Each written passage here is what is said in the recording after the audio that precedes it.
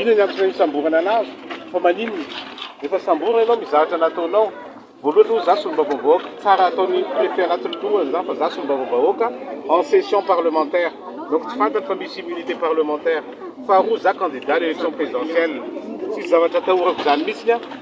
hoe ho samborana tsy matahotra an'izany mihitsy aho. Faly miaraba antsika rehetra izay manaraka tsy tapaka ny Tiwatawata gasy ity ny tenako ka androany isika andao indray resadresaka ny mahakasika ny fitokonan'ireo vondrony candidat izay mikasa ho eny amin'ny 13 mai hatrany ary koa ny akony fampilezan-kevitra n'ireo candidat izay manao fitezam-paritra amin'izao fotoana izao. Fa milohan'izay dia azadiny manao commentaire amban'ity vidéo ity mba hafahana mandravona n'ireny hevitra nareo ireny ary azadiny ihany koa ny milike an'ity vidéo tsika ity. Azadiny toraka izany ihany koa ny miabone amin'ny chaîne tsika mba hafahanao manaraka tsy tapaka ny vidéo izay lefany amin'ny sisy Tiwatawata gasy toy izao ny fanaovana azy. Tsy ampiandrela akory isika fa avetrany tonga de vavany ndao ary efa natsipika tary ampiantohana moa fa androany isika de ndeha hanaraka n'ireo fitokonana izay tondro vondrony candidat eny amin'ny 13 mai amin'izao fotoana izao fa milohan'izay de ndao isika hanaraka vaovao izay nalaza tamin'ity andro androany ity ka hanombohantsika n'izany ny fanehoan-kevitra n'ireo vitsivitsy ka hanombohantsika n'izay fanehoan-kevitra izay moa dia ndao ara horesantsika ny fanehoan-kevitra n'ireo mpanao gazety. Nilaza moa ireo mpanao gazety fa tsy mora ny asa fanaovan-gazety fa volombiliny tantaram-pirenena hatrany moa iry tsy farany mafy ny asa fanaovan-gazety indrindra amin'izao toedra raharam-pirenena mafana izao miasa mafy izy ireo ary tsy mifidy ora na andro na alina manatanteraka izany asa izany. Tsy mora ny asa satria mety handratra na hamoizana aina mihitsy azy. Misy fotoana ihany koa hiarany hatezeran'olona sy ny mpitandro filaminana ihany koa ireo mpanao gazety ireo tsy misy vaovao sy sary raha tsy misy mpanao gazety ary vavolombelony tantaram-pirenena hatrany moa iretsy farany hatramy farany. Tsy hivana fa ireo mpanao gazety nampita vaovao sy tsara ho fantatra teny mikanja tamin'ny sabotsy lasa teo dia misy ny maratra mafy tamin'izy ireo fa na de eo aza izany faratran'izy ireo zany tsy masakana iretsy farany hanohy ny asany. Araka izany ara dia mangasitraka hatrany ireo mpanao gazety ny tenanay.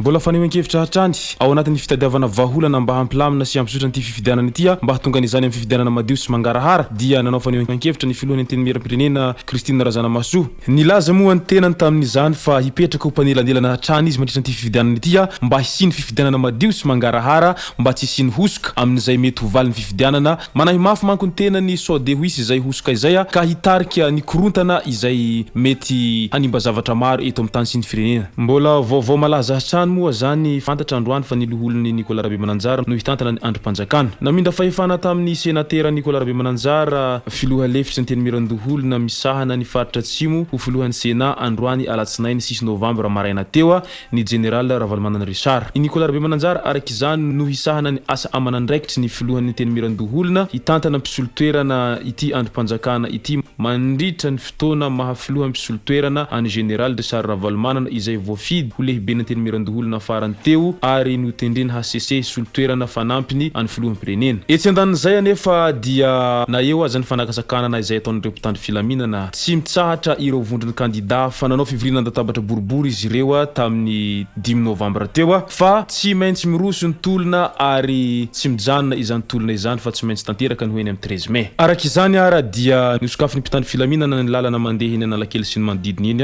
ary nilaza moa iretsy farany fa afaka mivezivezy ny olona izay andeha hiasa sy hivaritra ny manodidina ny Analakely iny. Teo ihany izay fanambarana fisokafan'ny lalana izay mivezivezy eny Analakely izay fa nahagaga ny be sy ny maro anefa toa nihidin'ireo mpitandro filaminana indray izay lalana izay rehefa nanomboka tamin'ny 12 ratoandro teo. Noho izay dia maro ireo mpivaritra sy ny olona mipetraka manodidina ny Analakely iny menomenona satria tena mikorontana tanteraka iny manodidina iny amin'izao fotoana izao. Nandritran'izay hetsiky nataon'ireo vondrony candidat izay moa dia maro moa zany fanagatsakana nataon'ireo mpitandro filaminana ary isany izay nanamarika an'ity androandroany ity ny fisamboran'ireo mpitandro filaminana any candidat Ratsietson Jean-Jacques teo Analakely. Hosetrin'izay hatrany moa dia nandeha niresaka teny tsara lalàna fa naika ho samborana hono Andriamatoa Roland Ratsiraka izay nampialamena ny mpitandro filaminana. Nilaza moa ity candidat ity tamin'izany fa tsisy atahorana izay mpitandro filaminana eo satria solombavambahoaka ny tenany ary mahalala tsara ny lalàna mifehy azy sy ny tokony ataony ka noho izany ara de tairo ary ozy izy fa tsisy atahorako izay mpitandro filaminana zany eo ratsy nanao ratsy ny tenako ary mahafantarako tsara ny préfet n'Antananarivo izy hatrany fa tsy matahotra ninina aho. Hosetrin'izay fanakanana izay hatrany moa de nosakan'ny mpitandro filaminana ihany koa ny fiaran'ny Marc Ravalomanana izay nampialamena ireto farany ihany koa. Hosetrin'izay hatrany dia fantatra fa androany alatsinainy 9 novambra dia hiakatra fampanoavana ireo olona zay 7 voasambatra tamin'ny hetsika fotsy tamin'ny sabotsy lasa teo. Raha notanana vonjimaika teny amin'ny sampanana heloka bevava iretsy farany teny fiadanana moa izany. Ka ny fantenana mipetraka ara amin'ny ireto olona zay samborina ireto moa ve tena fahadisoana tanteraka ny manao fanehoan-kevitra sy ny mitaky ny rariny sy ny hitsiny eto Madagasikara sa ve ahoana hozy nareo. Samia resika rehetra samy maneho ny heviny ao amin'ny commentaire n'ity vidéo ity mba ahafahantsika mandravina ireny valiteninareo ireny. Etsy andanin'izay moa dia nahitana tazana ireo gros bras izay nanimba fiaran'ny Marc Ravalomanana teny Davamamba ndray teny Analakely Androany tamin'ny maraina teo. Ireto gros bras ireto moa araky ny voalaza hatrany dia avy ao amin'ny TMH manaraka izay misy ny candidat miorakoraka mitaky fifidianana manodidina Analakely sady miezaka manakorontana. Mbola manoloana izay hetsika izay hatrany moa dia nanao fanambarana candidat Hera General Mampianina izay nilaza mpahabe maso fa tsy ekentsika ireny herisetra niseho tamin'ny sabotsy ireny ho izy hatrany ary mitohy ny tolona sy ny fitakina mba hisy ny fifidianana madio sy mangarahara izay mba tsy hitanila amin'ny makaty sy makaroa fa ny valim-pifidianana tsy misy hosoka ho izy hatrany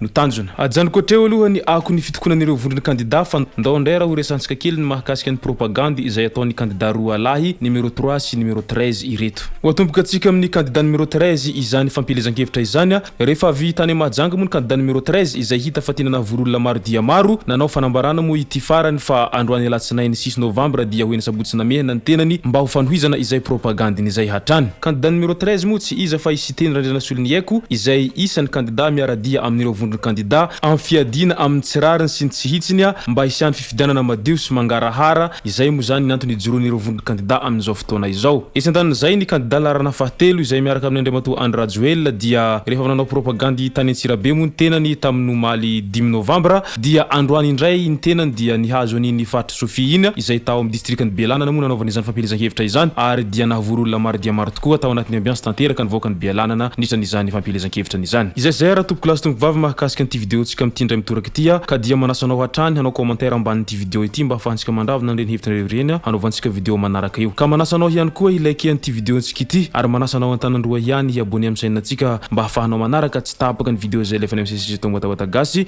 tompoko lasy tompoko vavy mangasitraka dia mirary soa.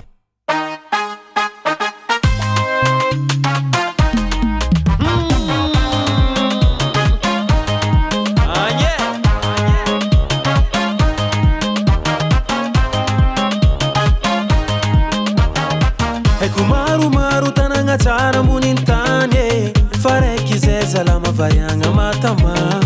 navahiny mandalo anao na koanao tompitany fa gasikara meva sady manakarian fa ny mampalahelo olo maro sahiragna vahoaka matinjale zagnahare mila vonjy dino sinay zagnahare omimpitondra hindry sy ty fireneny zay na de zegny zaho zanakadako zaho zanakadako zaho fiera fa zanakadako zaho tsy mivakirano iae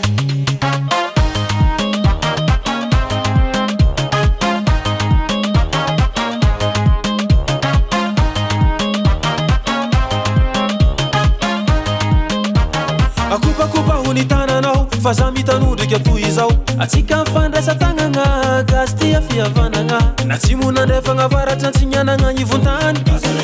joby malandy malama nangita antsika jiaby na fohina lava mahatra mpanambola antsika jiaby anombany volony aty amin'ny vilina ampitandranomasy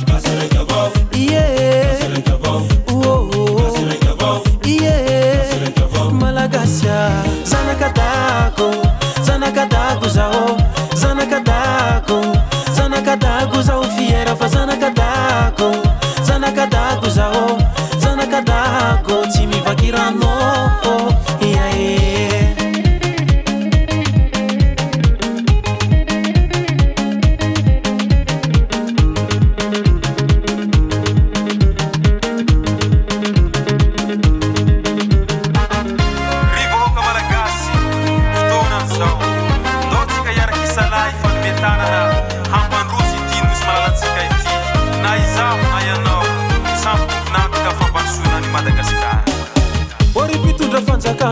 asa mity gasikara tanindrazana malala ivavagna ny tsy manaranare kolokolo ty gasikara mbanoso fa tsy latsika fara ny fitiavagna anao tsy miala angatagnoloveny ty sy fara tiara baba avambonimbony avambanimbany avambonimbony avambanimbany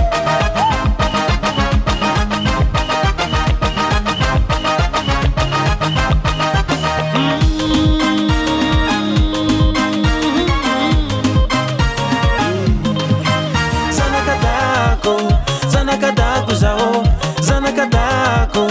zanakadako zao fiera fa zanakadako zanakadako zao zanakadako tsy mivakirano iae zanakadako zanakadako zao zanakadako zanakadako zao fiera fa zanakadako zanakadako zao zanakadako tsy mivakirano iae